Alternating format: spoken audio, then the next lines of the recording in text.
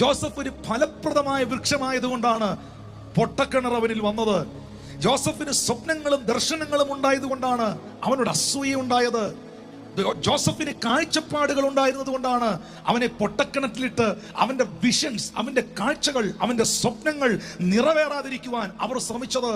ഫലമുള്ള വൃക്ഷത്തിലല്ലേ എറിയുള്ളൂ എന്ന് പറയുന്നത് പോലെ ജീവിതത്തിൽ ഒരുപാട് സന്ദർഭങ്ങളിൽ വേട്ടയാടപ്പെട്ട, പലരാലും വേട്ടയാടപ്പെട്ട, ഉപദ്രവിക്കപ്പെട്ട, മാനസികമായി വളരെയധികം പ്രതിസന്ധിയിൽ അകപ്പെട്ട ഒരു ചെറുപ്പക്കാരനായിരുന്നു ജോസഫ്. പക്ഷേ ബൈബിൾ പറയുന്നു, വ്യക്തമായി പറയുന്നു, ഉൽപ്പത്തി പുസ്തകം 39-ാം അധ്യായം 21-ാം വാക്യത്തിൽ രേഖപ്പെടുത്തിയിരിക്കുന്നു, എന്നാൽ യഹോവ യോസഫിനോട് കൂടെയിരുന്നു.